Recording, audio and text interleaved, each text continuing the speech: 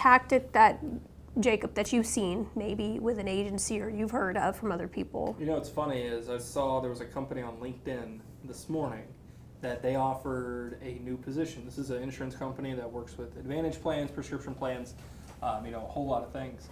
But their position was, it was like specialist, Medicare, not advisor, but it was some type of onboarding specialist.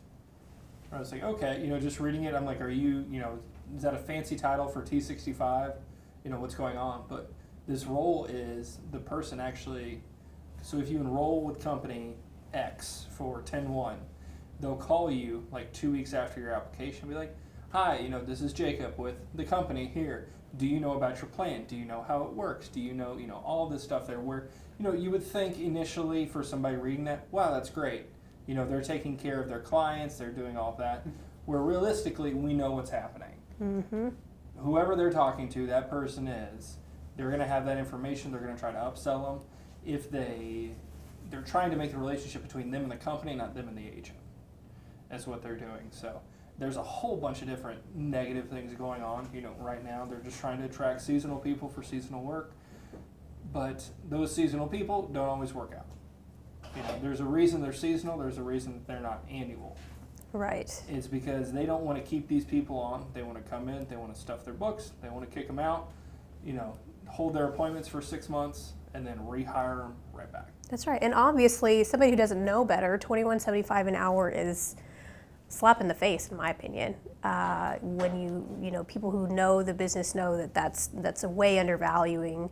But I think it just speaks to who they're targeting, people who don't know any better, people who've never been agents, people who just see that and will jump at it. So, Stephen, I'm sure you've seen some agency tactics before that you weren't fond of.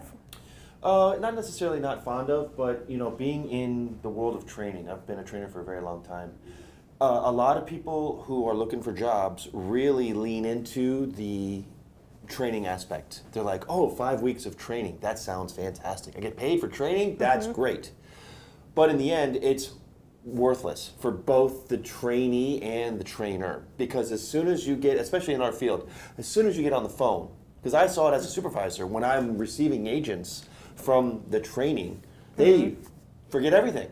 Right. It is like, oh, I don't remember anything. Maybe they may remember a couple things here or there, but the amount, if you look at the amount of time they spent in the training compared to how prepared they are entering the field, there is a complete disparity. There's no way that 5 weeks gave them anything of value other than some basic knowledge that they could have read on their own.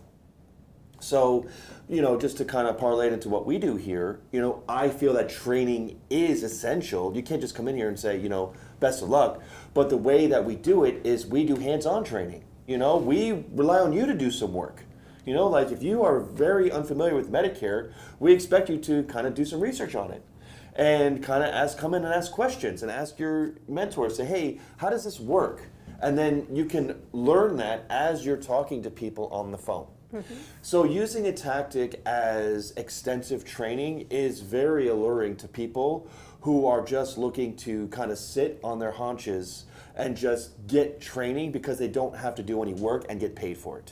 I agree. I remember when I was first hired on with my previous agency, the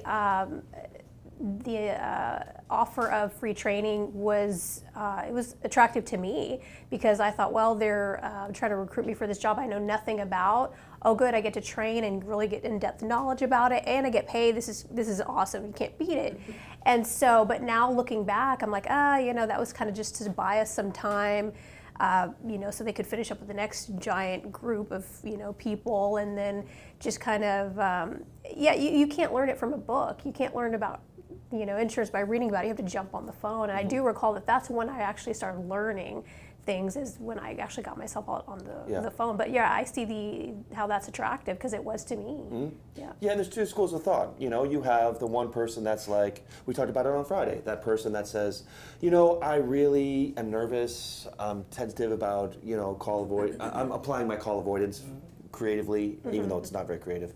And I say, can I listen to calls, or can you show me more about the CRM, or, and those people are just very timid. Now, some people may take a little longer and then hopefully they'll jump in. But the real true agents that are destined to make a good amount of money here are the other school of thought, where it's like, I know that Medicare is a complex insurance product. It is, government entity. It's government affiliated, and I know that it's going to be a lot of learning. But to be honest, like, I will learn a lot quicker and be more successful if I'm learning as I go. My structure is as I create it. Like, I'm going to develop my own skill set of conversational tactics, and then I'm going to step back and say, okay, what did I learn today? I didn't get a sale today, but man, I got far in conversations, and I'm able to build on my own particular skill set.